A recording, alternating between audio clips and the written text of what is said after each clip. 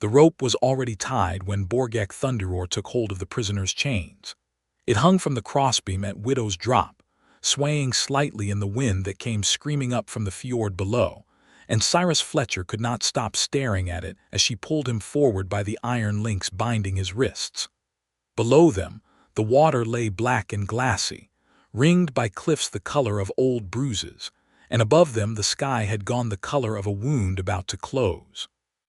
A crowd had gathered along the ridge path, clan folk bundled in furs against the autumn wind, come to watch a human hang for a crime he swore on his mother's grave he had not committed. "Walk," Borgakh said, and her voice was flat as a blade laid on stone. "I did not take your horn," Cyrus said, for perhaps the 40th time since the trial. His voice had gone hoarse from saying it. "I have led wagons through these highlands for 11 years, Captain. I have traded fair with your people since before your father was chief. I would not throw all that away to steal a piece of carved bone." "Your protests are not mine to weigh," she answered, though something in her jaw tightened when she said it. "I was given an order. I carry out orders." She was, Cyrus thought, even now, even with the noose ahead of them, and his own death close enough to smell the tar on the rope, the most striking creature he had ever laid eyes on. Borgakh Thunderroar stood a full head taller than him, built like something carved rather than born, all long muscle and hard grace beneath fitted leather armor the color of a fjord at dusk. A bodice of dark hide reinforced with rows of steel studs that hugged close to her waist before flaring at the hip, sleeves laced tight from wrist to elbow, and trousers tucked into high boots scuffed pale at the toe from years of mountain walking. A fur-lined cloak the gray-brown of wolf pelt was thrown back over one shoulder, pinned with a clasp shaped like a thunderbird, and her black hair was bound in 3 thick braids threaded with bronze rings that chimed faintly when she moved. Her tusks were short and well kept, filed smooth at the tips, and her eyes, a deep amber, almost gold in the gray light, had not left him since they'd set out from the longhouse that morning. "You do not believe I did this," he said quietly as they crested the last rise before the gallows platform. "I have watched your face for 6 hours, Captain Thunderroar. You do not believe it." "What I believe does not matter," she said. "The horn is gone. The elders say the storms will come early and hard if it is not returned before the first snow closes the passes. Someone must pay for it. My father has chosen you." "Your father chose the easiest answer," Cyrus said, "not the true one." Borgakh's grip on the chain tightened until the links bit into her palm, and for one long moment she said nothing at all, only looked at him with those gold eyes as the wind tore at both their cloaks and the crowd below began to murmur and press closer to the platform, hungry for the thing they had come to see. It had begun, as so many disasters did, with a feast.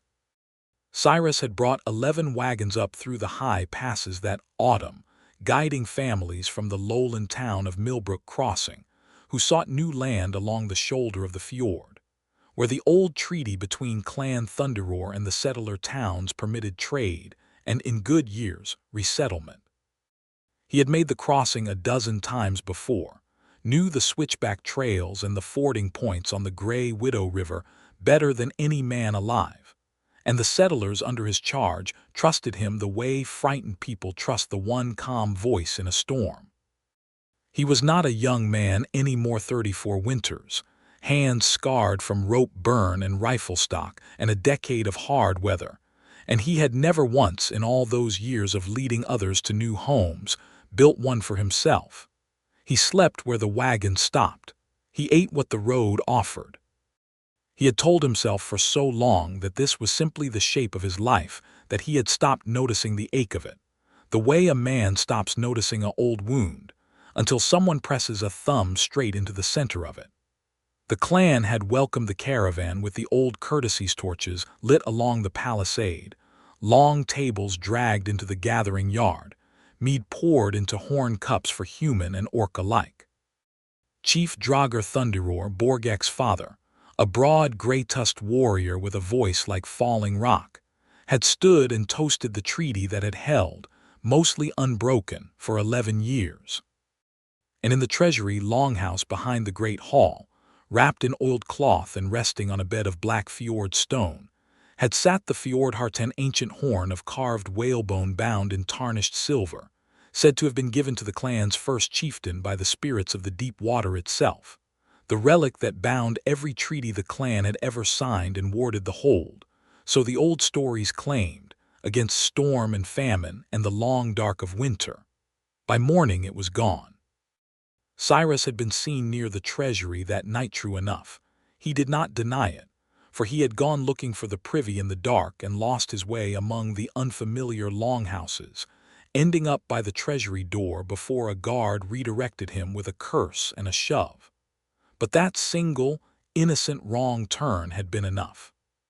When the theft was discovered at dawn, and the guard remembered the human wandering where he should not have been, and a strip of leather cord matching the horn's binding was found, planted, tucked into the lining of Cyrus's own saddlebag, the elders had needed no more convincing. The trial had lasted less than an hour. The sentence had been death, to be carried out before the new moon, so that the clan's ill fortune might be laid at a stranger's feet and buried with him. Cyrus had pleaded his innocence to a hall of stone faces. Only one face, he remembered, had not looked entirely convinced: Borgakh's, standing at her father's shoulder in her captain's leathers, arms crossed, gold eyes narrowed not in judgment but in something closer to doubt. Now that doubt walked beside him up the last stretch of frozen path toward the gallows, and the crowd's murmur had become a low, ugly hum, the sound of people who had already decided what justice should look like and were eager to see it done. They never reached the platform. The attack came from the tree line to the left of the path, where scrub pine grew thick enough to hide 3 men crouched low with drawn blades. Cyrus heard the whistle of the first knife before he saw it, and only Borgakh's speed saved him.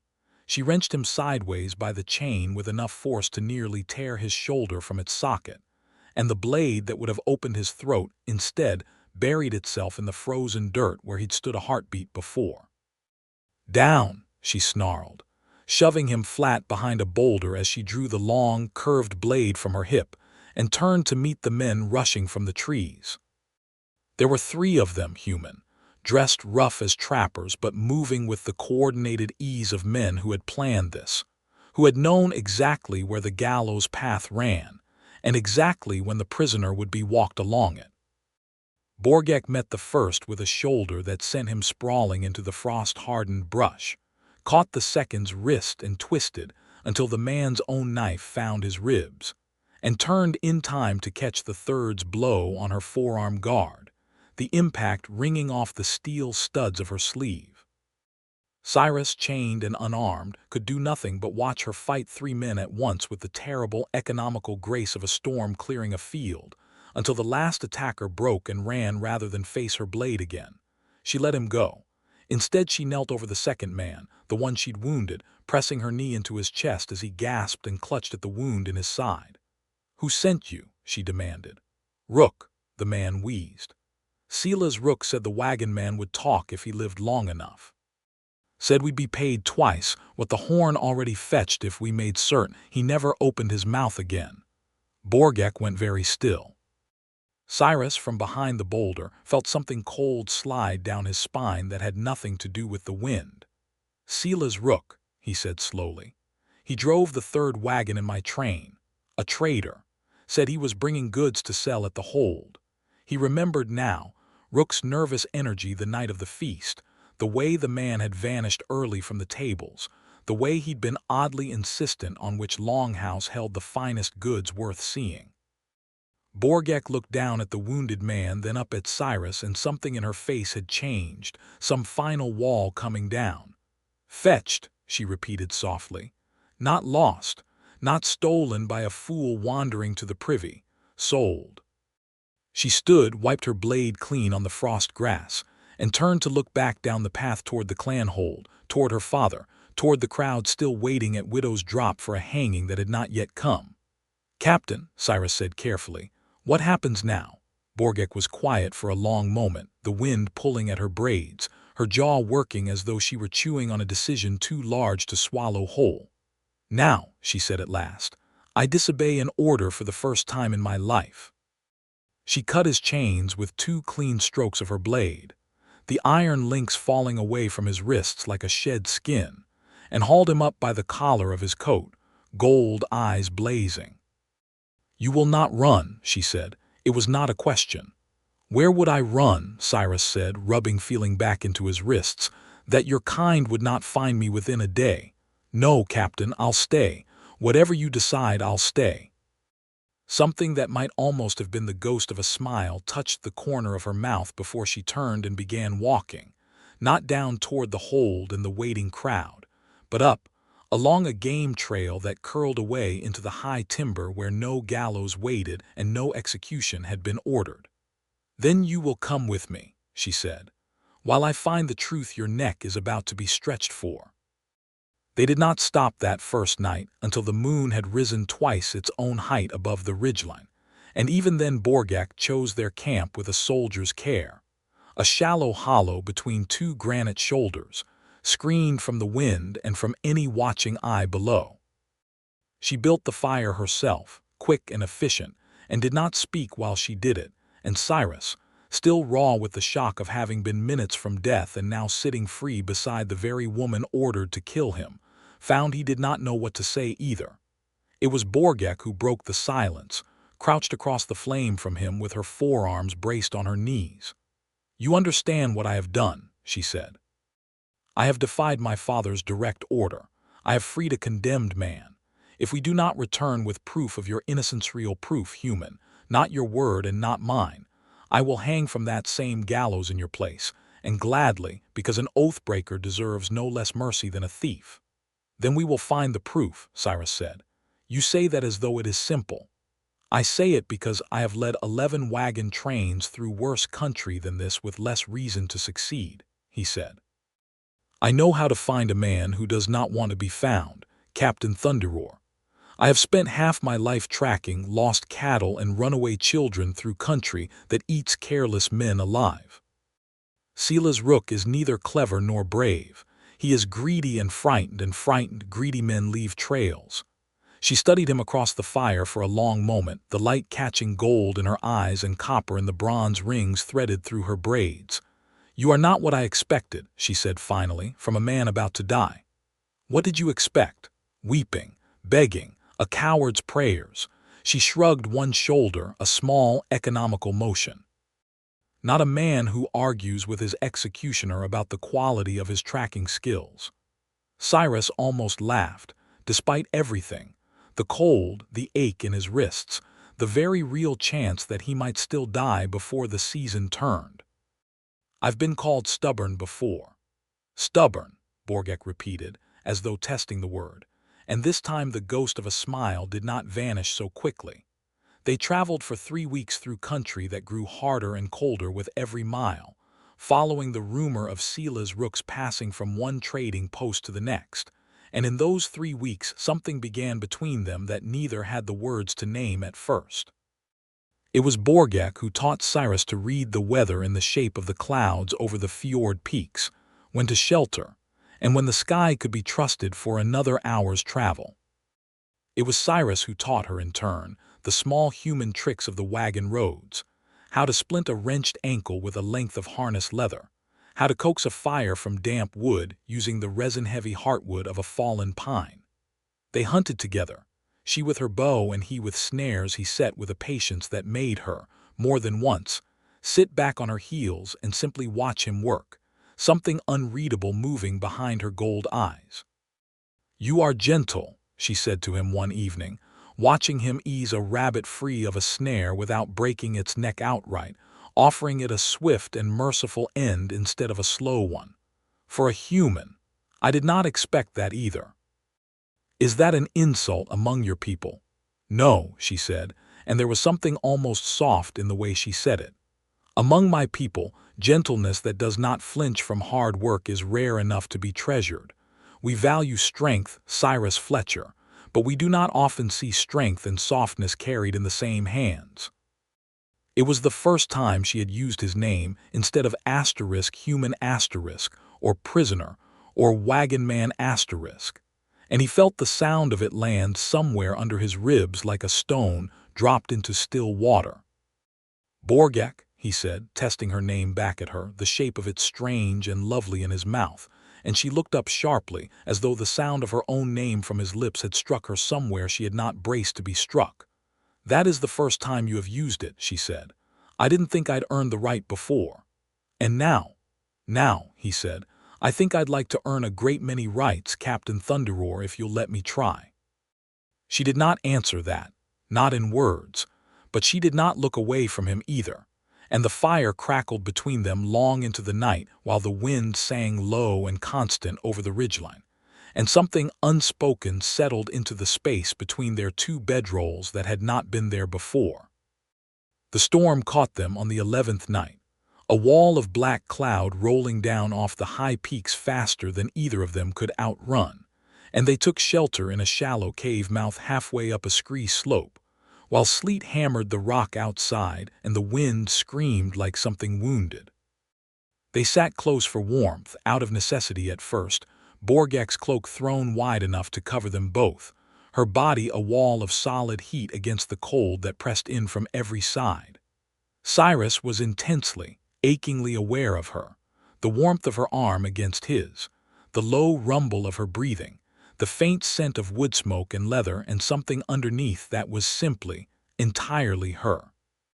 "You are shivering," she said, and drew him closer without asking permission, tucking him half against her side as though he weighed nothing at all, as though the difference in their strength was not a thing to be remarked upon but simply a fact of the world, like weather. "I've been colder," he said, though his voice betrayed him with a slight catch. "You do not have to be brave with me," Borgakh said quietly, and there was something in the dark, in the way the storm sealed them both into this small stone hollow away from every eye that might judge either of them, that loosened something in her voice that had been tightly wound since the moment they'd met on the gallows path. "I have watched you be brave for 3 weeks. I know what it costs a man to be brave that long." "What would you have me be then if not brave?" "Honest," she said. "Just for tonight, no lies, no performance, only the truth." Cyrus turned his head against her shoulder, close enough now that he could feel the warmth of her breath. "All right," he said. "The truth, then. I have led families to new homes for 11 years, Borgakh. I have built more houses than I could count, dug more wells, cleared more fields for other people. I have never once had a home of my own to walk into at the end of a season. I told myself I did not want one. I told myself the road was enough." He paused, and in the dark his voice dropped lower, rawer. "It was not enough. It has never been enough. And I did not understand how much it was not enough until 3 weeks ago, on a gallows path, when the last thing I thought before I thought I was going to die was that I had never once let myself want anything, and now I would never get the chance to." The silence that followed was so complete he could hear the sleet ticking against stone outside the cave mouth. "I have led warriors since I was 17 winters old," Borgakh said at last, her voice low and rough in a way he had not heard from her before. "I have been feared by enemies and obeyed by my own kin. My father calls me his sword, his shield, the finest blade Clan Thunderroar has raised in 3 generations. No one has ever once asked me what I wanted, Cyrus Fletcher, because it has never once occurred to anyone, myself included, that a blade might want anything at all beyond the hand that swings it. And what do you want?" he asked, barely a whisper now, his heart hammering so loud he was certain she could hear it. Borgakh turned her head, and in the dim gray light bleeding in from the storm outside he could just make out the shape of her face, close to his, closer than it had ever been. "I want," she said, "to stop being ordered where to point my blade. I want, for once, to choose the direction myself." Her hand found his jaw, careful despite the strength coiled in her fingers, tilting his face up toward hers. "I have chosen you, Cyrus Fletcher. I chose you on the gallows path when I cut your chains instead of walking you to the rope. I did not understand it then. I understand it now. Borgakh, say you want this," she said, "or say nothing at all and I will never speak of it again. But do not lie to me in the dark. I have had enough of other people's lies these 3 weeks to last a lifetime." "I want this," Cyrus said, no hesitation in it at all. I have wanted this since you looked at me on that path like you already doubted what everyone else had already decided. I think I have wanted this since before I knew what to call it."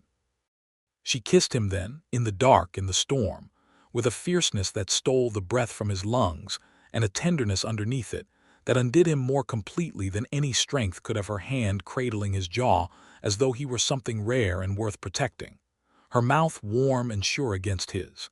And Cyrus Fletcher, wagon-master, 34 years without a home to call his own, understood in that single moment that he had just found one anyway. In the last place in the world he had ever thought to look, they did not speak of what the morning would bring. For that one night, wrapped together against the storm, there was only the two of them, and the truth they had finally allowed themselves to say aloud. The storm broke by dawn, and with it broke the last of Borgakh's hesitation. She rose before first light, already dressed, already sharpening her blade with the brisk, focused energy of a woman who had made up her mind about more than one thing in the night, and when Cyrus stirred and looked up at her, she offered him a hand to pull him to his feet that lingered a moment longer than strictly necessary. "We find Rook today," she said. "I can feel it. We are close." They found him that same afternoon, in a rough trading post built where two mountain streams met before spilling down toward the fjord, a huddle of log buildings around a muddy yard, home to trappers and traders who asked few questions of the goods that passed through. Sila's Rook was there, thinner than Cyrus remembered, hollow-eyed with the look of a man who had not slept easy in weeks, arguing in low tones with a hard-faced smuggler over a price for something wrapped in oiled cloth on the counter between them. Cyrus recognized the shape of that bundle instantly. So, judging by the low growl that rose in her throat, did Borgakh. "Sila's Rook," Cyrus said, stepping into the doorway of the trading post with Borgakh a step behind him, filling the frame entirely, tusks bared in something that was not quite a smile. Every head in the room turned. The smuggler at the counter went pale and backed away with his hands raised. Rook spun, and the blood drained from his face at the sight of the two of them standing there very much alive. "That's not possible," he said. "You were hanged." "You were both. We were neither," Borgakh said, drawing her blade with a slow, deliberate rasp of steel. "Though you paid good coin to make certain of the first, and would have paid more to bury the truth beneath a second grave. Give me the horn, Rook, or I will take it from whatever is left of you." Rook made a run for the back door. He did not get 3 steps before Cyrus caught him by the collar knot with violence. Only with the same steady, unshakable grip he used to haul a stuck wagon wheel free of mud, hauling the smaller man off his feet and slamming him against the log wall hard enough to knock the wind from him. "You framed an innocent man," Cyrus said, low and furious in a way Borgakh had not yet heard from him, "and you hired murderers to make certain he never lived long enough to prove it. 11 years I led your kind safely through these mountains, Rook. 11 years, and this is how you repay it." "I needed the coin," Rook gasped. "The horn was worth more than any 10 seasons of trading. I didn't think they'd truly hang you for it." "You did," Borgakh said, stepping close enough that her shadow swallowed him whole. "You thought exactly that, and you were prepared to let it happen so long as your own throat stayed clear of the rope. I have met cowards before, Rook. I have never met one quite so thoroughly rotten." She took the wrapped bundle from the counter herself, unwinding the oiled cloth with careful, almost reverent hands until the pale curve of whalebone and tarnished silver caught the light from the doorway, the fjord heart, whole and unbroken, exactly as it had rested on its bed of black stone before the theft. Relief broke openly across her face for just a moment, quickly schooled back into something harder. "This," she said, "will go a long way toward saving both our necks. But it will not, on its own, be proof enough for a crowd already hungry for a hanging. We need Rook himself alive to confess before my father and the elders." "Then he comes with us," Cyrus said, and did not loosen his grip on the trader's collar until they had him bound with the same chains that had, weeks before, held Cyrus's own wrists. The journey back to Ravensfjord Hold took 4 days, and with every mile the weight of what waited for them grew heavier. Borgakh grew quieter, more watchful, and on the final night before they crested the last ridge above the hold, she sat apart from the fire for a long while, staring down at the distant lights of the longhouses glowing faint and gold in the dusk. Cyrus found her there and settled beside her without a word. "You are afraid," he said. It was not an accusation. "I have never been afraid to fight," she said.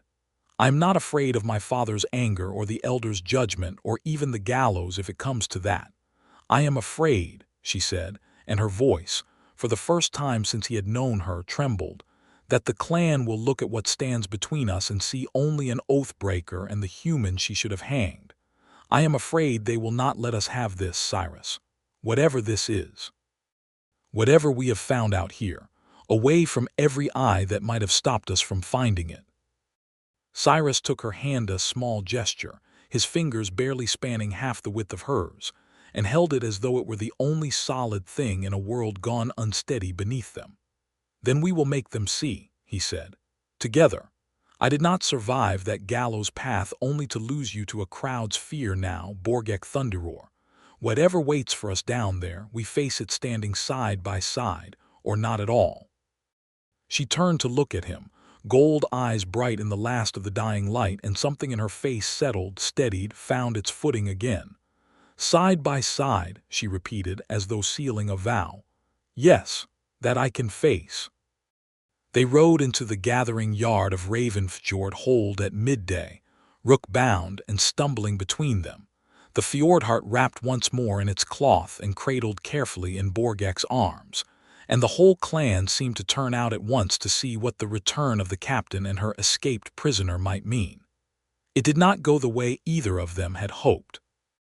Word had already reached the hold that Borgakh had freed a condemned man on the gallows path, and vanished with him into the wildernessward, carried, ironically, by the very attacker who had fled the ambush and returned home with a wild story that suited his own guilt far better than the truth. By the time Borgakh and Cyrus walked through the gate, that story had calcified into something ugly, that the clan's finest warrior had betrayed her oath, her father and her people for human sake, that she had gone soft, gone traitor, and dragged shame down on the Thunderroar name. The crowd that gathered in the square before the great hall was not curious. It was furious. "Oathbreaker!" Someone shouted from the edge of the yard, and the word spread through the gathering crowd like fire through dry grass. Stones and clods of frozen earth began to fly, not aimed at Cyrus, not at first, but at Borgakh herself, at the woman who had betrayed everything the clan believed she stood for.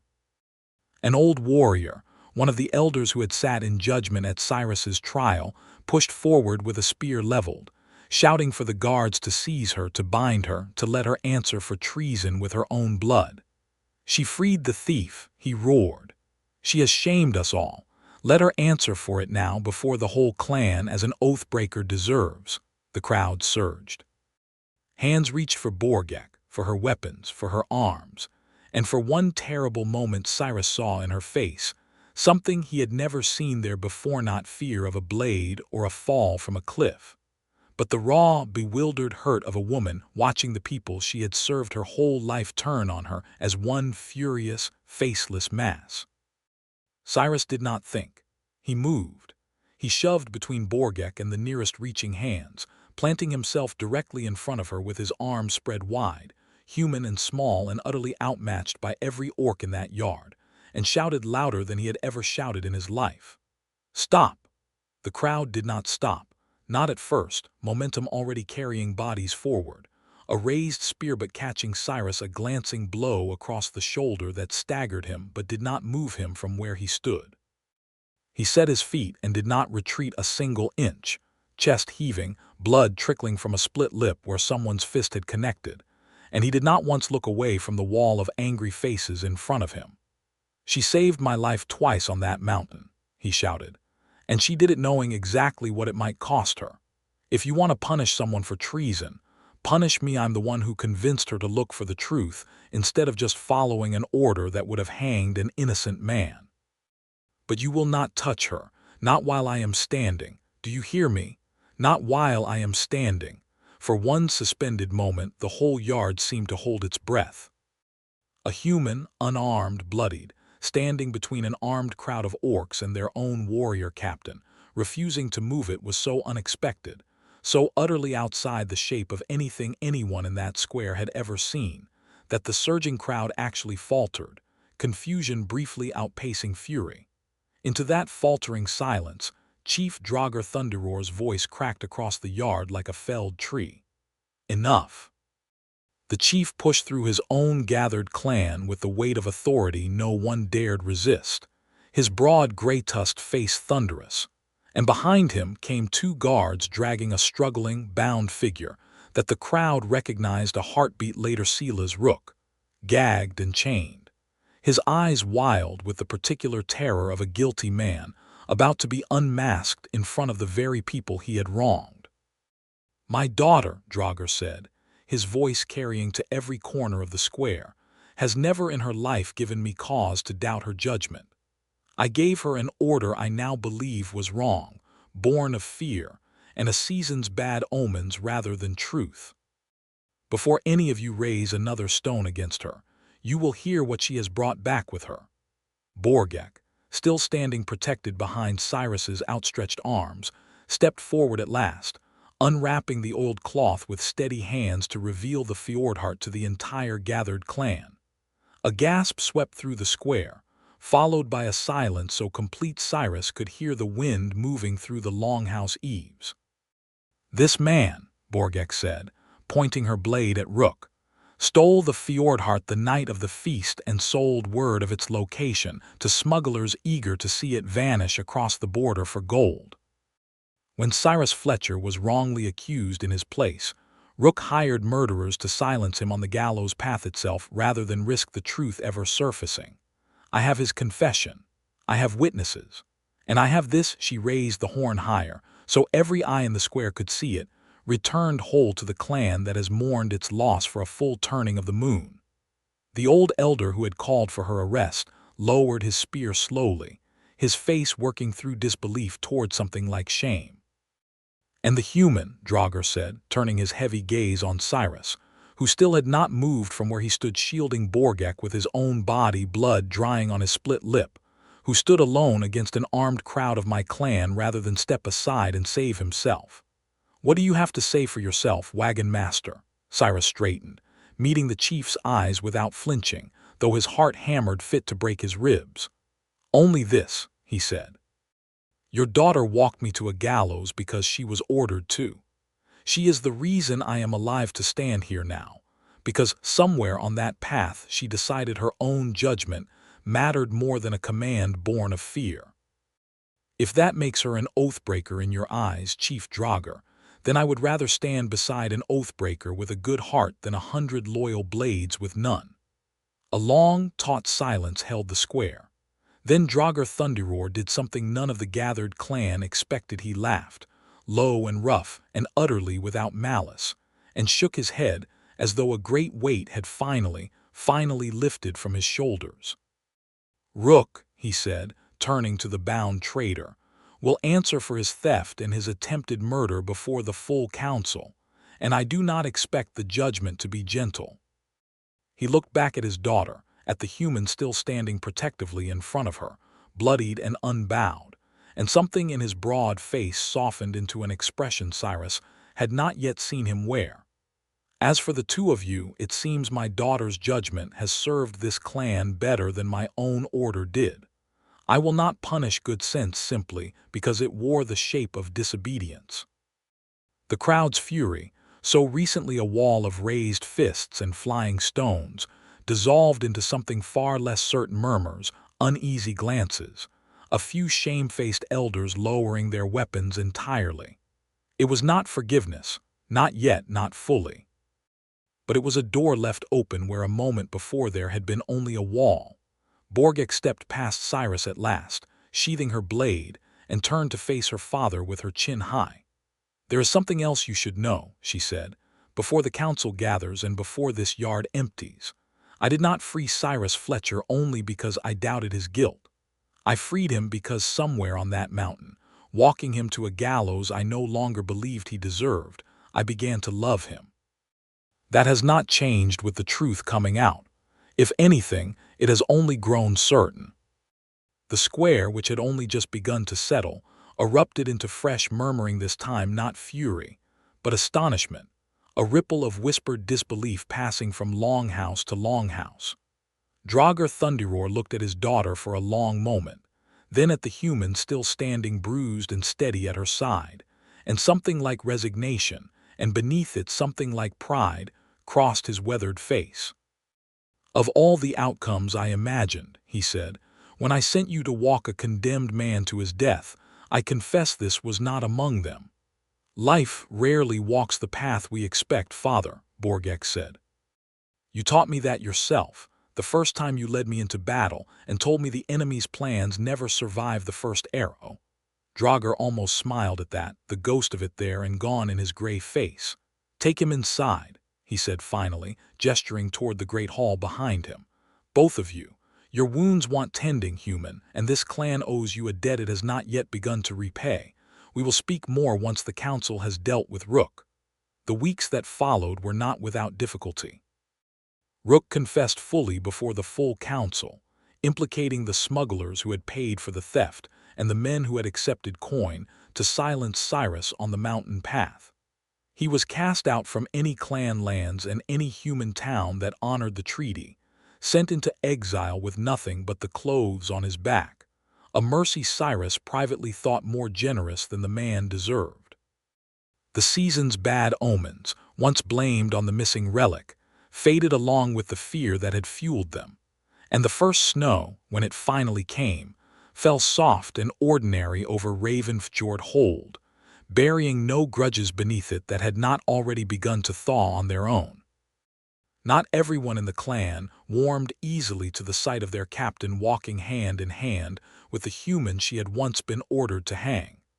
There were mutters still, in corners of the longhouse, glances that lingered too long or turned away too quickly. But Cyrus had spent 11 years learning patience on the wagon road, learning that trust, like a wagon wheel rutted deep in mud, could be worked free with steady effort even when it seemed hopelessly stuck, and he set himself to earning the clan's trust with the same quiet, stubborn diligence he had once used to earn a caravan's. He mended fences. He hauled timber for the winter stores. He taught a handful of clan children the wagon road trick of splinting a hurt animal's leg, and taught 3 young orc hunters the way lowland trappers read a coming storm in the color of the western sky. And slowly, over the turning weeks of that hard highland season, the wariness in the eyes that followed him began to soften into something closer to acceptance. Not because he demanded it, but because he simply kept showing up, day after day, doing the quiet, unglamorous work of belonging. Borgakh watched all of it with an expression that, over those weeks, Cyrus learned to recognize as pride so fierce it sometimes looked almost like fear that this fragile, hard-won thing between them and her clan might yet be undone by some careless word or old grudge. Fear that had not fully released its grip on her, even as the season warmed toward its final turn.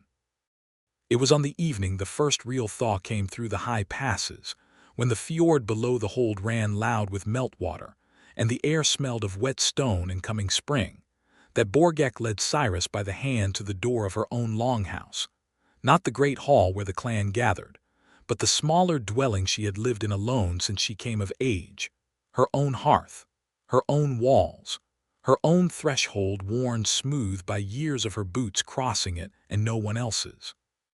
"There is a custom among my people," she said, standing with him just outside that threshold, the low golden light of the hearth fire spilling out through the open door behind her, older than the treaty, older even than the fjordheart itself. "When a warrior chooses a mate, she does not ask her clan's permission. She brings the one she has chosen to her own door, and she says the words herself, before witnesses if she wishes them, or before no one at all if she does not. The words bind nothing but the 2 who speak them. That is the whole of it. That is all the ceremony my people require." "And do you wish witnesses?" Cyrus asked, his heart climbing into his throat. "No," Borgakh said, and reached up to touch his jaw the way she had that first night in the storm cave, gentle despite the strength coiled beneath her fingers. "Tonight, I wish only you." She drew a small carved token from beneath her cloak, a curved sliver of tusk, polished smooth and threaded on a leather cord, etched with the same thunderbird mark that pinned her cloak, and pressed it into his palm, closing his fingers around it with both of her hands. "Among my people," she said, "this is given only once to only one. It marks a claiming that cannot be unmade by any council, any elder, any order given by any chief, including my father. It says, this one is mine and I am his, and any who would come between us answer to my blade first and my clan's judgment after. Do you understand what I am asking of you, Cyrus Fletcher?" Cyrus closed his hand around the tusk pendant, feeling its cool weight settle against his palm like a promise given shape. "You are asking me to stay," he said. "You are asking me to stop being a man who leads other people to their homes and finally let myself have one of my own." "I am asking more than that," Borgakh said, her voice unsteady now in a way he had only heard once before in the dark, in the storm. "I am asking you to be that home, not the longhouse, not the hearth. You, Cyrus. I have led warriors and buried kin, and served my clan since I was old enough to lift a blade, and in all that time, I never once let myself imagine that a home could be a person instead of a place. Then I walked you up a mountain to die, and somewhere on that path, I stopped being able to imagine anything else." Cyrus felt his eyes sting, felt something in his chest crack open wide enough to let in 11 years of accumulated loneliness, and let it finally drain away. "Then hear me say it plainly," he said. "Here, on your threshold, with no witness but the two of us, exactly as your custom asks. I, Cyrus Fletcher, have spent my whole life leading other people home and never once walking through a door of my own.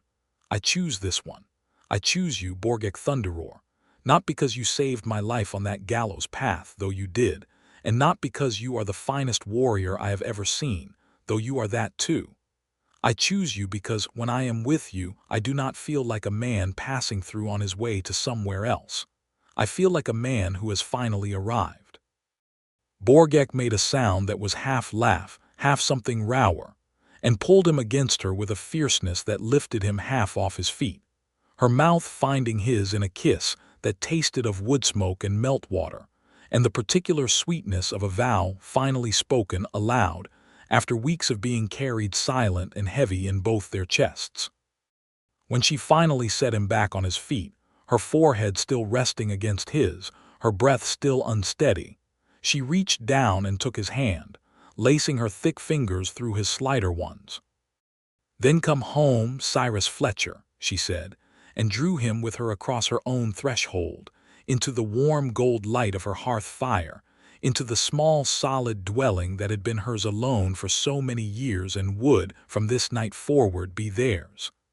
"I have escorted you this far. I do not intend to stop now." He crossed the threshold beside her, the tusk pendant warm now against his chest where he had already knotted its cord around his neck, and behind them the door swung shut against the thawing Highland night, sealing out the cold and sealing in, at long last, everything either of them had ever quietly hoped a home might hold. Spring came fully to Ravensfjord not long after, the fjord below shedding its winter gray for a deep, living blue, the high meadows above the longhouses greening, almost overnight the way they did every year in that country, fast and fierce after months of frozen waiting. Chief Borgakh Thunderroar held a gathering in the great hall to mark the season's turn, as was custom, and this year the gathering carried an added weight, for it was there, before the full assembly of Clan Thunderroar, that Borgakh stood with Cyrus at her side, and told the whole of what had happened on the gallows path, from the moment she had been ordered to walk a condemned man to his death to the moment she had chosen, of her own free will, to walk him home instead. There were still a few faces in that hall that did not fully soften at the telling. Old grudges, Cyrus had learned, rarely died all at once. They simply grew quieter, less certain, until one day they were more habit than conviction. But when Borgakh Thunderroar rose at the end of his daughter's telling and declared, before the whole clan, that Cyrus Fletcher would be welcomed as kin by marriage claim, entitled to the same protection and the same voice in council matters touching the treaty as any clan-born orc, the murmur that swept the hall was, for the first time, not one of anger but of grudging, growing respect. Cyrus did not stop leading wagon trains. He could not have stopped even if he wanted to, for it was the one skill he had spent his whole life honing, and Raven Fjord Hold, sitting as it did at the edge of the old trade routes, had ample use for a wagon-master who knew both the human towns below and the clan customs above well enough to walk safely between them. But now, when the season's caravans finished their runs and the wagons were unhitched and the settlers found their new homesteads, Cyrus Fletcher turned his own steps not toward another year on the endless road, but up the mountain path, back toward the longhouse above the fjord where a fire was always kept burning, and a warrior with gold eyes and bronze-threaded braids waited for him at the door. On the evening of the first anniversary of that long walk up the gallows path, a day neither of them ever spoke of as anything but the day they had truly found each other, Borgakh led Cyrus out past the Hold's palisade, along the ridge trail, to the very spot where the gallows at Widow's Drop had once stood. The clan had long since torn the structure down, unwilling to keep such a grim monument standing once the truth of its last intended victim had come to light, and in its place now stood only a flat stone shelf overlooking the fjord, wildflowers pushing up through the cracks where the gallows post had once been sunk. "I wanted you to see it," Borgakh said, standing with him at the cliff's edge, the fjord spread out silver and endless below them, "not as the place I nearly killed you, but as the place I chose not to. I think a person should be able to stand in the spot where their life could have ended, and look instead at everything it became." Cyrus looked out over the water, at the deep blue fjord winding away between its ancient stone shoulders, and then at Borgakh beside him, her cloak stirring in the same wind that had once carried the smell of tar and rope to his nose on this very cliff. "I used to think a home was a place," he said. "A house, a fence, a plot of ground you could point to and say, 'That is mine.' I don't think that anymore." He took her hand, the tusk pendant at his throat catching the last light of the setting sun. "You escorted me away from a gallows and taught me that home was never a place at all. It was you, Borgakh. It was always going to be you." Borgakh Thunderroar, fiercest warrior clan Thunderroar had raised in 3 generations, feared by enemies and obeyed by kin, who had once walked a condemned man toward his death, because she believed duty left her no other choice, pulled Cyrus Fletcher close against her on that quiet cliff above the fjord, and kissed him with all the certainty of a vow already kept and never once regretted. "Then let this be the last order I ever give either of us," she murmured against his mouth, gold eyes bright with something that had nothing left in it of duty and everything of choice. "Stay." "Always," Cyrus said, and meant it with the whole of the home he had finally, after a lifetime of leading others to theirs, found for himself. They walked back down the ridge trail together as the sun set fully behind the western peaks, hand in hand, unhurried, with the whole long, easy stretch of the rest of their lives spread out before them like the fjord itself wide, and deep, and theirs.